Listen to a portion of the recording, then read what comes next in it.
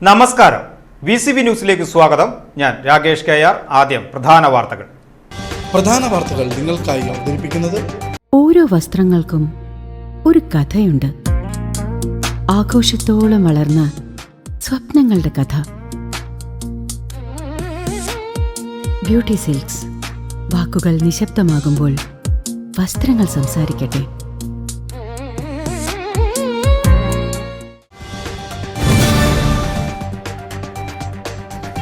Akkikkavu Kecheri bypass റോഡിൽ പന്നിത്തടത്ത് രോഗിയുമായി medical കോളേജിലേക്ക് പോവുകയായിരുന്ന ആംബുലൻസും ഇന്നോവ കാറും കൂട്ടിയിടിച്ച് അപകടം.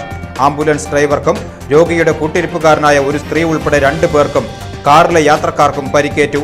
ഞായറാഴ്ച വൈകിട്ടായിരുന്നു ചിറമനേങ്ങാട് കോൺകോട് സ്കൂളിന് സമീപം അപകടമുണ്ടായത്. പൊന്നാനി സർക്കാർ ആശുപത്രിയിൽ നിന്നും രോഗിയുമായി തൃശൂർ മെഡിക്കൽ കോളേജിലേക്ക് പോവുകയായിരുന്ന 108 ആംബുലൻസിൽ എതിരെ വന്നിരുന്ന ഇന്നോവ കാർ ഇടിക്കുകയായിരുന്നു.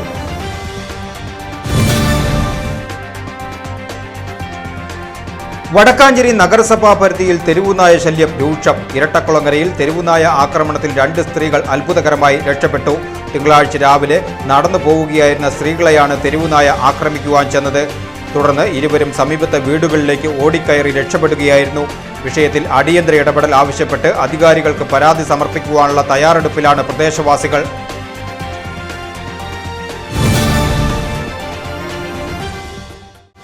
നിരവധി ക്രിമിനൽ കേസുകളിൽ പ്രതിയായ യുവാവ് ഷൊർണൂർ റെയിൽവേ പോലീസിന്റെ പിടിയിൽ.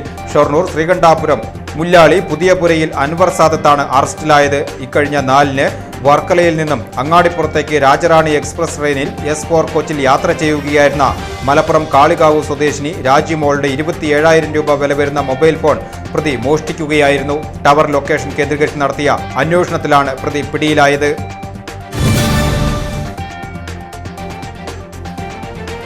വാഴക്കോട് പ്ലാഴി സംസ്ഥാന പാതയിൽ ആംബുലൻസിന് കുറുകെ പുള്ളിമാൻ ചാടി അപകടം. തിങ്കളാഴ്ച പുലർച്ചെ ആറ്റൂരിൽ വെച്ചാണ് അപകടമുണ്ടായത്.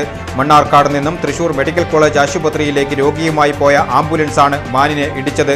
യാത്രക്കാർ പരിക്കേൽക്കാതെ അത്ഭുതകരമായി രക്ഷപ്പെട്ടു.